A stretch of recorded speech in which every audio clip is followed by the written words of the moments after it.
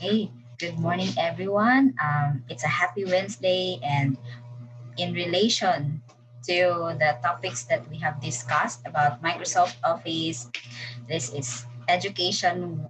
This Edu 4 TTL1 again, and we will talk about using Excel to compute for grades given a raw set of data. So I will be sharing my screen. Okay, this will be your task for Thursday here. Okay, so these are the data that we have. Okay, so here's the student name, A, B, C to Z. These are the quizzes, their scores, in the student scores. There are 5 exams here, and these are their scores. Class participation here, periodic test here, major outputs here. You can also add assignments if you want. And then for this example, we will have class standing 40%. Major output will be 30% of the grade. Major exam also is 30%. And then we will also try, all right, try. I know in elementary school it's not used, but you also have your own transmutation table. But I don't know about that. But this time, let's just use CNU's transmutation table. So if a person or a student gets this total score, what is it if that is in our system? So in DepEd system, it is different, but let's just try to use CNU's transmutation table. So the challenge here for you is you will get the same data naman, di ba? Okay, you will get this data for your task, and then your task, your challenge is to arrive at this quarter grade and its equivalent grade. Okay, so I will just create an example, or I will just do this one given the same set, the same set of data. So let's see if you can follow. So I will just write here a new sheet. I just clicked, okay, let me just delete this one. Okay, I'll just click plus sign, and then you will have another sheet, and then you can double click and you can write there that the name for this sheet, you can write grades. Okay, or maybe grades, you can have section. Let's say this is section Malunggay. This is section Malunggay. Okay, so of course, firstly, you will have to write the names of your students. So later na ako mag-format o na panindot sa style.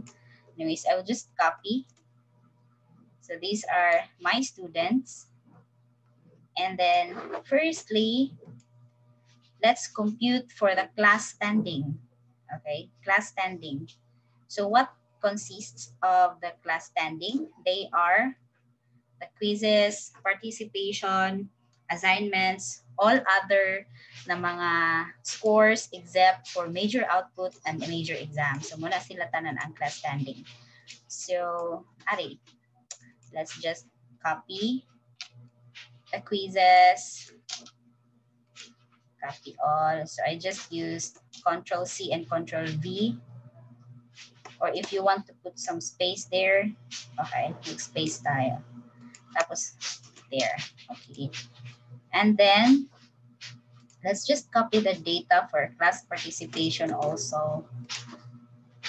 And then let me separate this one. Okay, here. So let's just calculate the class for the class standing first. Class standing. But you can just also have a class record good. Okay, class record like this, and then you have your quizzes, class participation here, everything listed here, and then you just calculate. Pwede rin siya. Para you don't need to do like this. Okay. Let's say this is, muna ni siya tanan here. So we would want to calculate, di ba kay isa ra man ni siya as class standing silang duha. But of course, we would want na i-calculate po nato sila tagsa-tagsa para di ba kung naay mag-ask na parent or student kung unsa iyahang grade, ang mga details sa iyahang grade maka-explain ra sa ta. So dili na to siya sagol-sagolon first. Like this. Okay. So we will get the total for quizzes and then the percentage. Percentage there, the same. Okay, I want to copy this one para na ako mag-write again but dili ko ganahan ma-change ang color. Okay, di ba? Pag i-copy ni nako siya, directly Control-C, Control-V, na-change ang color but dili ko ganahan para di na ako mag-format. So I will just like right-click and then paste special, paste values. So ang makopya niya is ang text, ang number, dili makopy ang formula, dili makopy ang color and all. So ana. So kuha na to ang total score nila. Student A, pila yung total sa quizzes. Okay? So how do we do that? I-total sa nato ang perfect scores. Okay. These are the perfect scores. Kanina siya sa bold. Okay. So how do we do that? That is equal sign and then just type sum.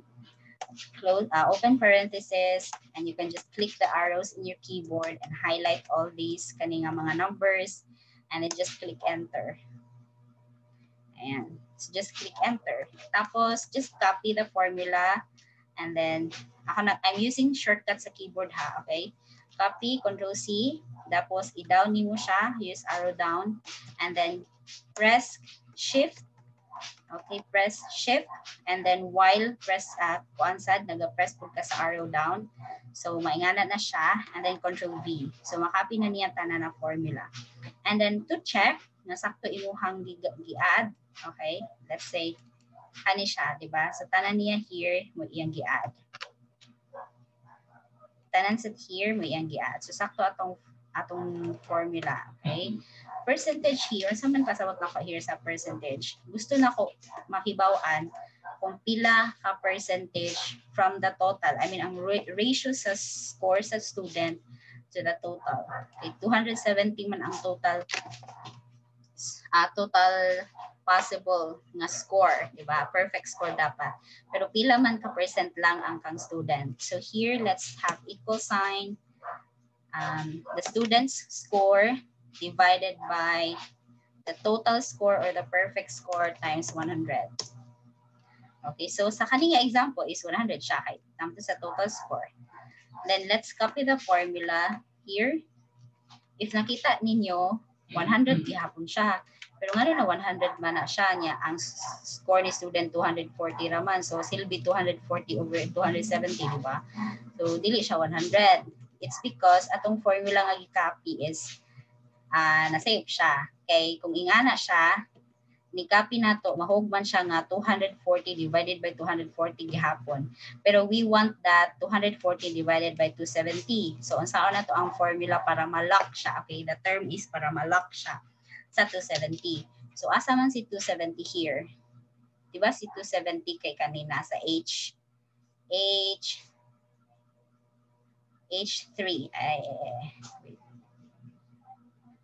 Wait. Okay, si 270 is nasa H2, di ba?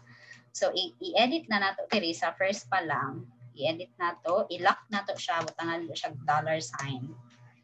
Para ma-lock ang cell, butangan na siya $sign. Then enter. Let's check. Yan. So, di ba? Nalahi na. Copy pa nato sa uban. Okay. And then, sorry. Tag-askay siya. Tsaka gubot kay siya nga number tanawon. So, i-kuha na to, diri. Diri nga part. Kaning, saan siya, kaning mga numbers. Na, pagamihan na to siya into 2 decimal places or mailahan man akong sa'yo, i-click kay kung diri ka speakers managahan. So, just click the other arrow. So, let's do to the kaning 2 digits. Okay. So, if imong i-check, to check that, double-click. Okay, double-click the cell. Makita nimo, di ba ang blue is 260, ang pink is 270. So, pasabot, nasakto na siya. Score ni student divided by the total times 100. And then, to get back nga kanang dili mo check sa formula, you can just click escape or you can just If imo man good, yeah, ayan. You can just click escape. So, it means sa quizzes, si student of 100%, 89% iyang kuha diri sa quizzes. Let's try sa class participation. So let's just do the same. Sum of close parenthesis, open parenthesis, sum of everything in class participation. Here we don't need to lock the cells because we want man na ang formula is mo point sa inigubos sa numbers, ubos po siya. Di ta ganahan malak siya sa dito lang kay we want to copy kung asa siya mo point. So here, student score divided by perfect score times 100. So we want to lock diri sa 40 kay mo man atong divisor dapat.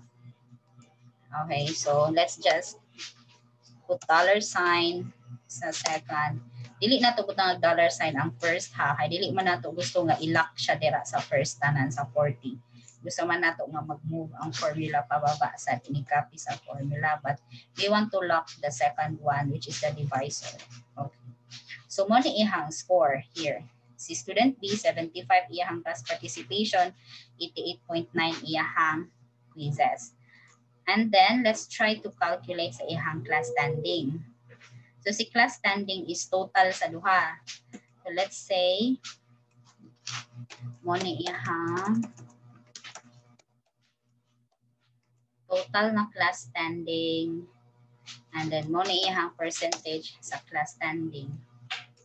Nag-add na ko og cells. And then let me just highlight, color this one yellow. Okay, blue na lang. Yeah, blue. Then, ganahan ko na siya. Okay, so itotal na ko ang sum, itotal na ko ang quizzes of ang class participation. Okay, so we just click equals and then sum, open parenthesis, click this one, and then press Control CTRL sa imuhang keyboard para dili siya mawagtang kay kung di mo i-press, ini-click nimo sa other nimo i-add, mawa siya here. So Control plus this one, enter. Okay, if imo sad siyang ingani on sum, open parenthesis, dili ka tapos shift, this and then mag-shift ka, click ani, ma-highlight siya tanan there. So Control gid ang gamiton. Okay, sum, open parenthesis, CTRL, click that 270, click 40, enter. So, gusto ka nga mo, inignaog sa formula mo, naog sa siya tanan, so do not lock the formula. Kita ni mo, if you check ni mo here, 235 plus 30, muna siya iyahang i-add. Ayan. So, ang total percentage, so, kanilang gihapon siya. Student score divided by the total score times 100, which is gusto na to i-lock ang divisor na para 310 man ang perfect. So we just put $sign there sa R and sa 2. Dili na to utang $sign ang dividend kay gusto mo ang tanga nga mausap siya, dili siya mo-lock dito. So it's that numbers are quite long, so we just also keep that one. So it means ang iyahang class standing, you can also label. Okay, you can insert here if you want to go under it, like merge and center, and then you can have class standing.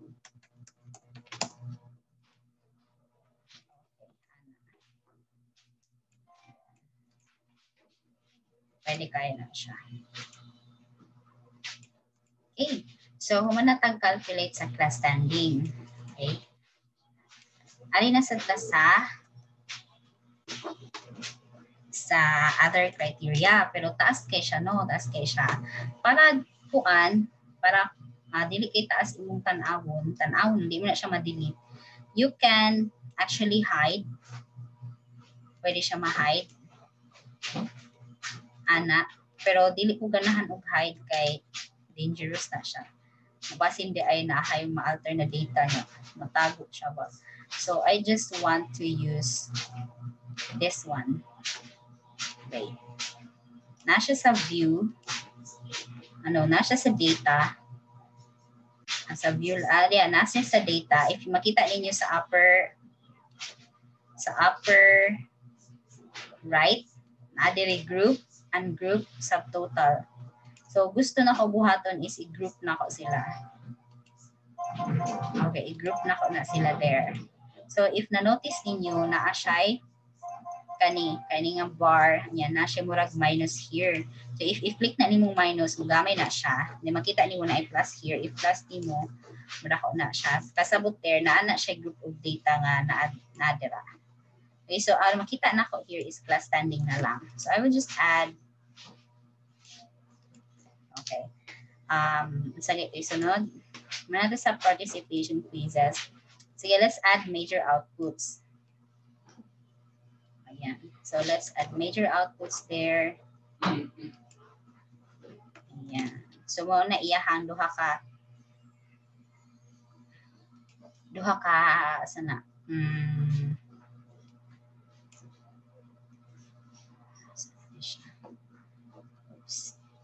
Iyahang scores. Okay. So be careful ha nga magtupong na siya there. Dapat ang kang student A pod na score na. So, calculate ihapon nato ang total. Okay, para magpareha sila.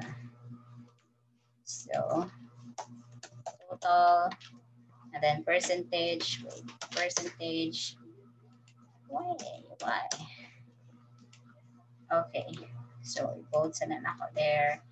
And color green also. Where's that green? Okay. And then, and ganahan ko na siya ikuan, mga borders. Si man di ay. Yan. So, bold sa na there.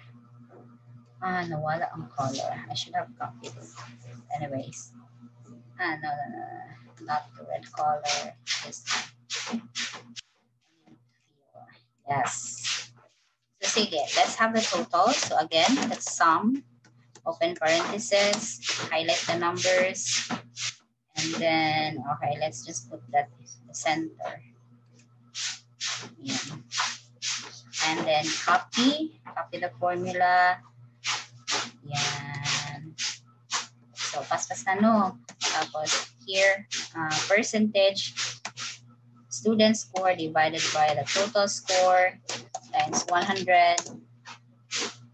And then, gusto na to na siya i-lock para siya mag-lock sa 80. Ayan, $sign. Tapos, dara na ka mag-copy. So, just click arrow down. Tapos, shift while clicking arrow down. And then you can copy everything down. So, mao na iyahang major outputs. Okay. Major output na niya. So, wala naman lain no sa major output. Then, blue man here. So, ako na lang sa dahil siyang i-blue. Ako na lang sa na siya i-blue pala. Mailhan na ako. Asa ako mga ipang-add later. Yan. This. Okay. And then, ang iyahang periodic test. Yung periodic test is usara man na siya, so wala na siya problem, di na ta mag-sum of something. Okay. Wala siya na tungod dapat. Okay, so total here. So ako na lang po na siyang emerge and center. So dili ang total niya the same naman na, so percentage na lang here. Percentage. So, pila ng percentage? Student score divided by perfect score times 100. I-lock na sad nato siya to the perfect score. Let's put a $sign. $sign hapon. Tapos, copy. Control C. Shift arrow down. Control V. Na siya. And then, let's just color it blue again para mao na siya mga major components. Depende na ninyo sa ninyo ang pag-design or ano. Basta mao na siya. Ako ang gusto. Okay. So, pwede sa din mo i-hide again. I mean, not i-hide, i-group. So, balik sa data, group, and then nasa siya ang sign, and then you can just remove that. Okay. So, isa naman sunod buhaton. Diba ni Ana na ang class standing is 40%, major output 30%, major exam 30%. So, para guided ka, pwede ra sa di mo tagsa-tagsaon. Wait, let's just have class standing niya 30%. Pwede na mo tinagsaon good para at least may mangutana sa imuha. Answer sad ka nga nganong ingana iyang grado. Okay, ma'am, dagko man siya og dagko man siya og scores sa exam. Pero iyang class standing man di man siya mag-submit og kuan ka ng task. So there. Major output.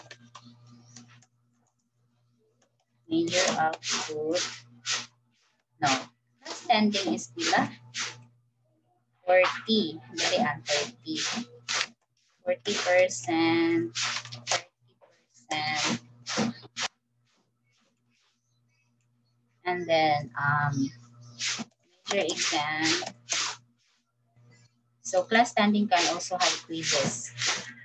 Okay, major other than major exam and major outputs man siya. So okay, let's highlight this one yellow. Later naman.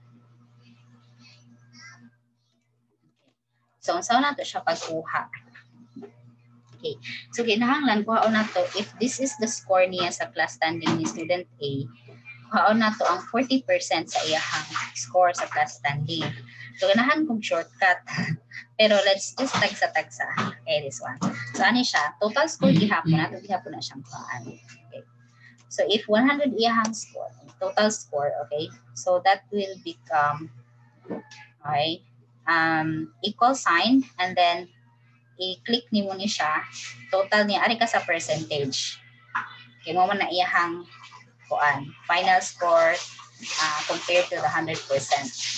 So, click ni mo ang 100, which is the total, times ni mo 40%. Okay, so ani gawas, 40% sa 100, di ba, is 40. Okay, so let's copy. Wala tayo kailangan i-lock na kay gusto man nato nga ang kani siya na ay makaano 40%. So let's also siya yan. So pasabot si student ADI out of 40% sa standing 34.84 iyahang kuha. So let's check sa major exam. So the same thing, equal sign. Dili ka kay because this is the katong major output, di ba? So times, pila man na ka percent? 30%. Okay. So just copy, Control C, Shift arrow down, Control V. So madali lang ang life. 2 decimal places. Okay. And then here, the same. Periodic test, dili ka, times 30%. So,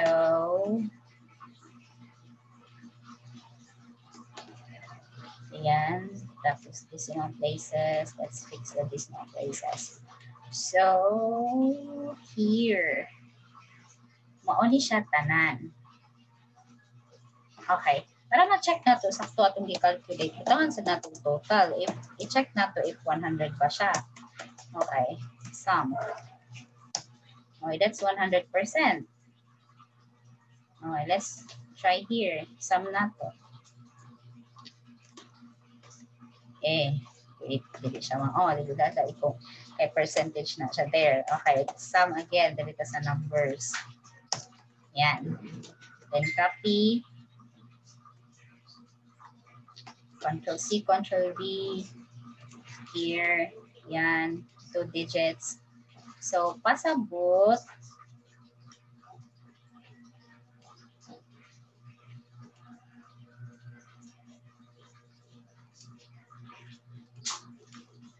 Okay.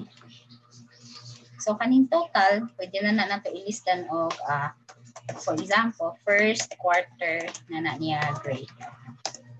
First quarter grade, and then you can color it.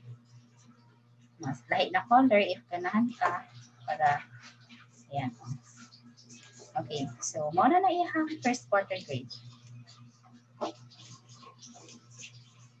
So, if ganahan ka i-whole number, give me siya here. Sige, ito i-whole number.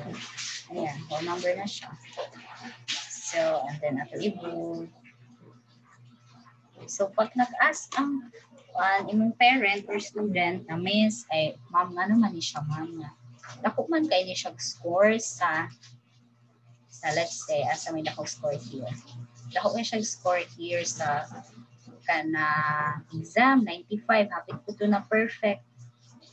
Pero pag check niyo sa class standing, gamay kaayo, samot, periodic test, ting gamaya, nabitad siya, muna siya 84.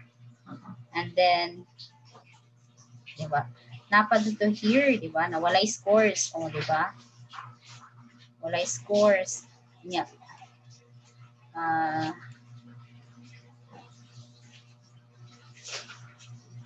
Unya, dako siya og periodic test and something. Ay gamay day kaayo sa 26 ra. Nas 47 ra ang grado. And then, para ma-identify nimo na kay bata na storyahonon dapat. Sige, let's say kadang dapat kung nag-75 na, imo na siya i-approach. So, we can use mansad here. Kani siya, i-highlight ang whole column using this arrow. And then, ato ka sa conditional kani, which is nara siya sa home, conditional formatting. Highlight cell rules. Greater than, okay, greater than 69. Let's say 69. Lagi na 67. No. Not greater than. Wait, balik. Okay, siya, dapat mas baba. Okay. Highlight cell rules less than 69. Ayan. Sige. I don't know why ni-highlight na si 100. But anyways. So, less than 69. So, makita niyo hulod. Ako'y bata na.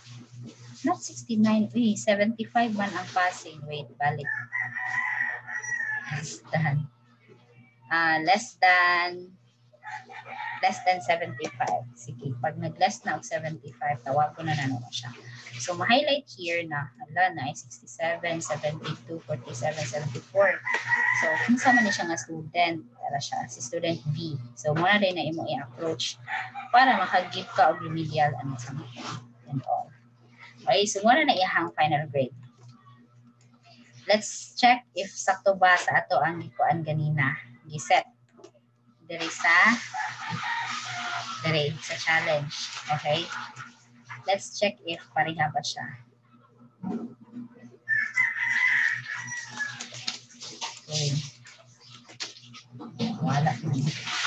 Copy. Paste. Wala lang kung siya pariha. 101 na ni. Na-copy ang formula. So, para di ma-copy ang formula there, gusto naman tayo values. Okay, again, yun sa to. Right-click nimo ang mouse. Kani. Paste values. Kanina ay 1, 2, 3. So, values raw, wala formula. And then, isog. Yan. Kita nimo. The same sila. The same ato na-calculate. Yan. Okay. So, ang challenge na sa the other challenge is, let's say mag-transmute ka. So, how do we do that transmutation? Okay.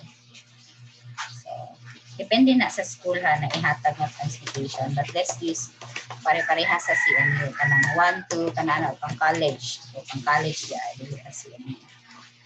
Okay. So, atong i-find kung using this one na transmutation table, pila to siya equivalent grade. So, ato ni siyang ikopya there para di ka magbahin-bahin sa table. Okay. This is move. Let's just copy the transmutation table here. So, unsaon na siya. So, dili na itong magamit ang gitudlo ni isa to sa inyong classmate nag-present sa VLOOKUP something. Okay. So, i-look up siya. Pangitaon siya. Okay. Kung sa'yo pangitaon, saan na paggamit ang VLOOKUP? Ano lang siya? Just write VLOOKUP. Okay. Kung sa imong pangitaon. Okay. Pangitaon na ko C100. Kung sa C100, ang score, colon, asa na ko siya pangitaon? Diri nga table. So, ako na siya i-highlight para nga table. And then, mo-follow ra ko sa gibutang sa kaning guide ba? Kaya na i-guide diri. So, unsa may sunod, di ba? After table array is column index number. So, sa kaning ako ang column nga gipangitaan, asa dapat tan-awon ni Excel ang kato nga value. I mean, asa nga value ang gusto nimo i-reflect. Okay? Ang gusto nimo i-reflect is number 2. So, second column. So, pasabot kung tahay 100 ang score ni student, is it equal to 5.0, 4.2, kana siya. And then, semicolon there, semicolon.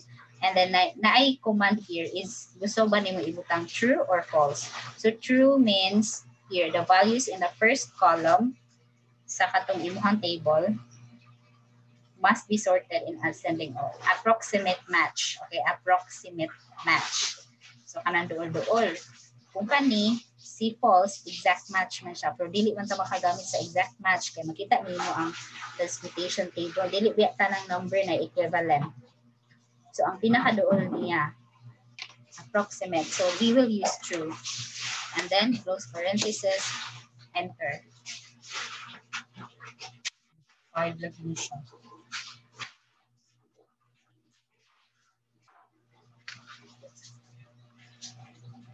No. Percentage man good na siya. Wait, wala siya nakuha. So, kanili ay, ang dili percentage.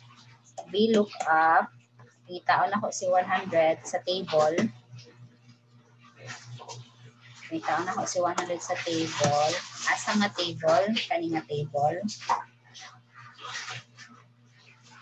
Okay, inig makitaan ako si kana nga number, kana si 100 anak nga table. Kasi akong gustong isuwat ang nasa column 2 and then pinaka-approximate value. So, nakuha, di ba? Nakuha siya. That's 1.0.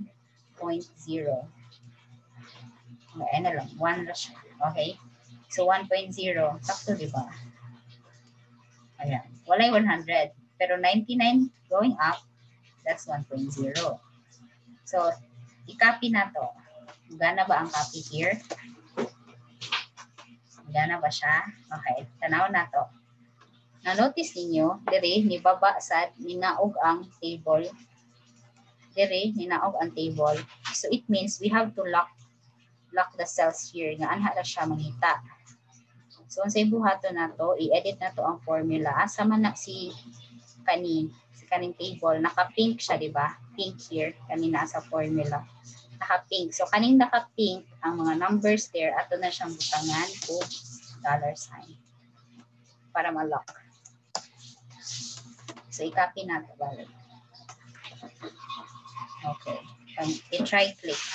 Di ba? Nabalik na siya intact here. How about this? Oh. So, wala na ninaog here.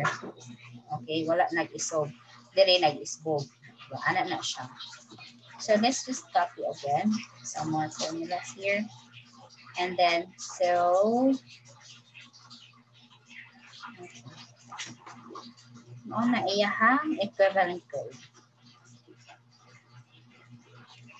And then, let's say gusto sa inyo pangitaon ang mga values na nila na hagbong ang passing is 3.0. So kani this time higher than 3.0. So let's type here. Okay. So 3.5. So siya, imo na siyang pangitaon. Yan. So nag-gets ra. If i-check nimo, di ba? 80. Asa na 80 here? 2.0. 72. 2.4. Is it 2.4? 71 to 73 is 2.4. Ano na siya? Sa'yo na, di ba? Ayan. Sa'yo na. So, ano na siya? So, if ako, dili na ako i-hide. Okay, let me do this. Ayan. So, ano? Okay, and here, let's say, let's insert something. Let's say, ganahan kag shortcut. Dili ka ganahan o kanang ingani, tagi-tagi to. So, pwede nimo ingani siya. Formula is equals, open parenthesis. Wait. Major exam.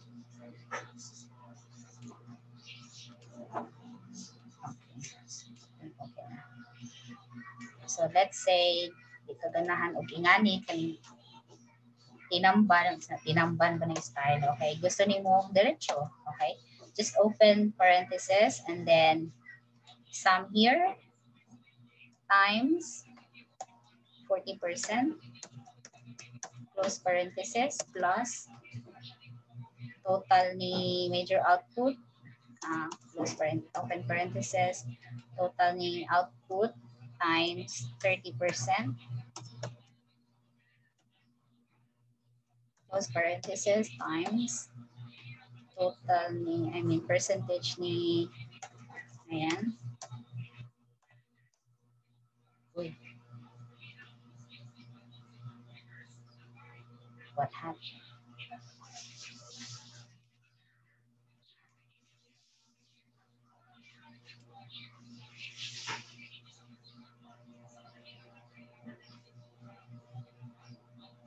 Times 30%.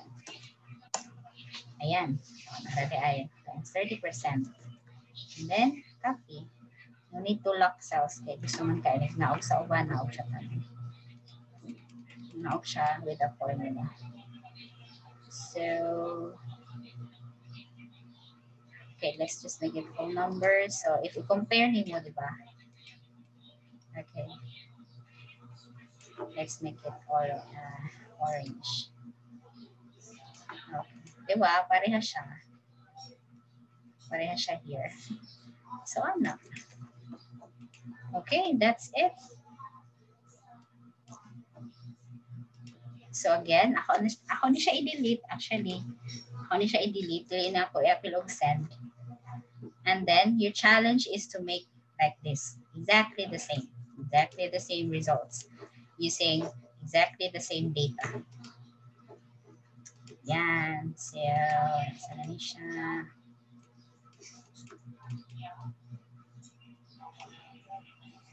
Just stop share.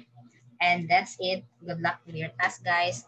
I will post this in Google Classroom. And if you have questions, just type it in there. Okay. Thank you. Bye.